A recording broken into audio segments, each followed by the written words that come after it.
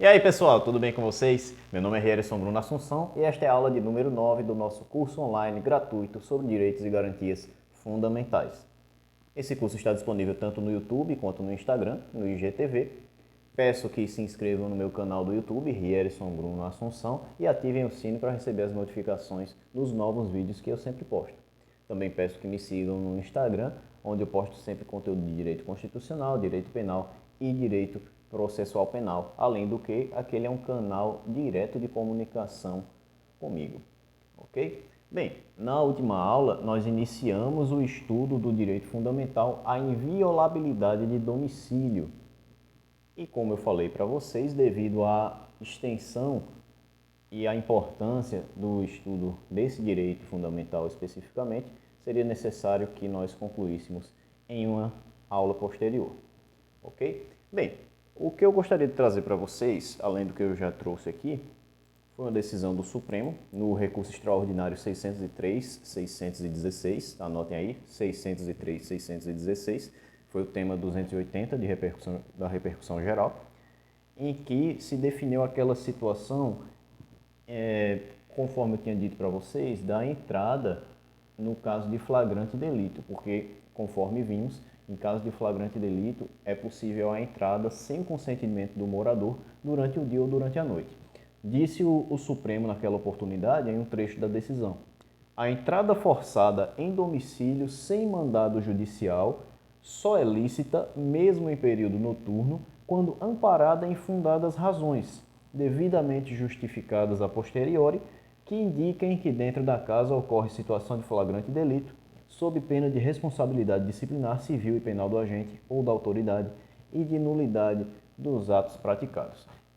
Esse recurso extraordinário foi julgado em 2015, foi publicado no Diário da Justiça em 2016, e ele definiu essa situação, em que o agente de segurança pública, por exemplo, considerando que pode estar ocorrendo um crime naquele domicílio, precisa ter fundadas suspeitas de que estaria ocorrendo aquele crime e depois precisaria justificar, por isso o a posteriori.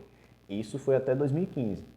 E nós tivemos uma decisão recente do Superior Tribunal de Justiça, bem recente na verdade, foi agora do mês de março, no habeas corpus 598051 de São Paulo. Repitam, como eu sempre peço, anotem como eu sempre peço, por isso eu repito, habeas corpus 598051 de São Paulo, de relatoria do ministro Rogério Schietti. Nesse habeas corpus, o Superior Tribunal de Justiça definiu que, para que os agentes de segurança pública comprovem que houve o consentimento do morador para eles entrarem em seu domicílio, é necessária a gravação. Então, os agentes agora, os policiais, devem gravar a entrada na residência do indivíduo, ok? E ficou definido que isso ocorre tanto nos casos do consentimento, em que é o consentimento do morador, quanto naqueles casos de flagrante delito, ok? Vamos ler aqui um trecho do voto do ministro Rogério Schietti, em que ficou definida essa situação, para que nós possamos entender melhor. Vamos lá. Ele fixou 5 pontos que eu acho importante trazer aqui para vocês, tá? Primeiro ponto. Na hipótese de suspeita de crime flagrante, exige-se, em termos de estandarte probatório para ingresso no domicílio do suspeito sem mandado judicial, a existência de fundadas razões, justa causa, aferidas de modo objetivo e devidamente justificadas, de maneira a indicar que dentro da casa ocorre situação de flagrante delito. Isso vem naquela linha do que o Supremo Tribunal Federal decidiu no recurso extraordinário que eu falei para vocês. Segundo ponto, o tráfico ilícito de entorpecentes, em que pese ser classificado como crime de natureza permanente, nem sempre autoriza a entrada sem mandado no domicílio onde supostamente se encontra a droga. Apenas será permitido o ingresso em situações de urgência, quando se concluir que do atraso decorrente da obtenção de mandado judicial se possa objetiva e concretamente inferir que a prova do crime ou a própria droga será destruída ou ocultada. Terceiro, o consentimento do morador para validar o ingresso de agentes estatais em sua casa e a busca e apreensão de objetos relacionados ao crime precisa ser voluntário e livre de qualquer tipo de constrangimento ou coação. Ponto 4. A prova da legalidade e da voluntariedade do consentimento para o ingresso na residência do suspeito incumbe, em caso de dúvida, ao Estado e deve ser feita com declaração assinada pela pessoa que autorizou o ingresso domiciliar, indicando-se sempre que possível testemunhas do ato. Em todo caso, a operação deve ser registrada em áudio e vídeo e preservada tal prova enquanto durar o processo. Percebemos então que além da gravação nós precisamos de testemunhas, ok?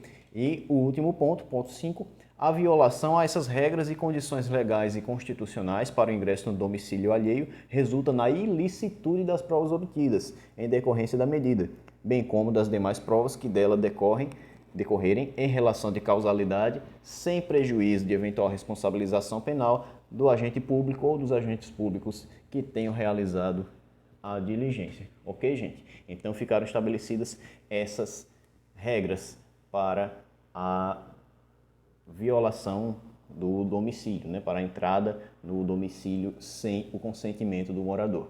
Que como nós já tínhamos estudado nas primeiras aulas, na primeira ou na segunda, nenhum direito fundamental que aqui estudamos, nenhum direito fundamental disposto na Constituição Federal é absoluto. Todos comportam exceções, ok? Bem, finalizado aqui o estudo a respeito da inviolabilidade de domicílio, vamos agora voltar à Constituição. Peço que vocês voltem lá no artigo 5º e vamos ler agora o inciso 12. Perdão, inciso... É isso mesmo, perdão, inciso 12. É inviolável o sigilo da correspondência e das comunicações telegráficas, de dados e das comunicações telefônicas, salvo no último caso, por ordem judicial, nas hipóteses e na forma que a lei estabelecer para fins de investigação criminal ou instrução processual penal. Isso é um direito fundamental ao sigilo da correspondência e das comunicações, gente, tá ok? O Estado não pode simplesmente, por conta de uma investigação, violar nossas correspondências, um terceiro também não pode, simplesmente a seu bel prazer. Existe essa proteção constitucional, certo? Em relação à comunicação telegráfica e de dados, não há nenhuma ressalva no ordenamento jurídico quanto à possibilidade de se afastar esse sigilo, ok? No caso da comunicação telefônica, é possível, no caso da investigação criminal, instrução processual penal, é possível a interceptação telefônica. Nós temos até uma lei específica, a Lei 9.296, que dispõe a respeito dessa questão. Anotem essa lei aí, que ela é muito importante, tanto no estudo desse direito fundamental, quanto o direito processual penal. É uma lei bem pequenininha, ela só tem o quê? 12 artigos. E é a lei sobre a interceptação das comunicações telefônicas, ok? Eu acho importante falar para vocês aqui da diferença entre a interceptação telefônica e a gravação clandestina, ok? A interceptação telefônica, pessoal, ela é efetuada sem que nenhum dos interlocutores saiba da gravação, ok? É colocada lá um escuta e nem uma das duas pessoas ou mais pessoas que está falando tem conhecimento daquilo. Se ela for feita ao revel da lei, evidentemente é ilegal. Mas no caso de investigação processual, é necessário, e com autorização judicial, ela pode ser legal, ok? E existe diferença entre ela, a interceptação telefônica, e a gravação clandestina. A gravação clandestina, pessoal, é quando um indivíduo grava a conversa sem o consentimento do outro. Um dos interlocutores grava a conversa. Então, perceba essa diferença. Na gravação clandestina, alguém tem conhecimento, alguém dos interlocutores tem conhecimento dessa gravação, enquanto na interceptação telefônica, não, ok? Bem, então, gente, é necessário também que vocês saibam, anotem aí, 3 situações dessa gravação clandestina, tá? Nós temos a gravação pessoal, quando, por exemplo, alguém realiza essa gravação com um gravador, com um celular no bolso, mas sem o conhecimento do outro. Nós temos a gravação clandestina telefônica, quando a captação é da conversa telefônica, não é da conversa ambiental, ok? É da conversa lá entre as pessoas.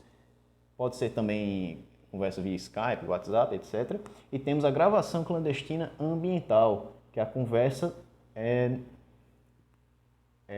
obtida não pelo telefone, mas num espaço aberto, ok?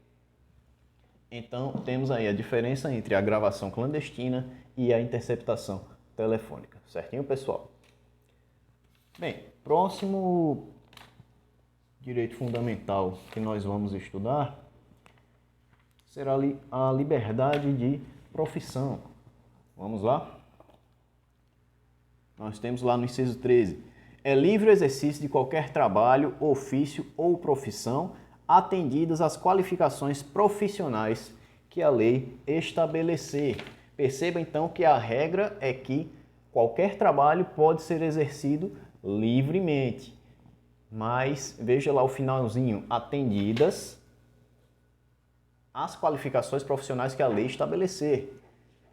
Então, se, por exemplo, eu tenho vontade de ser advogado, mas eu não concluí o curso de bacharelado em Direito e não fui aprovado na prova da OAB, ou concluí o curso e não fui aprovado na prova da OAB, eu não cumpri os requisitos para exercer aquela profissão. Então, eu evidentemente não posso exercer a profissão de advogado se não tiver sido aprovado no exame de ordem.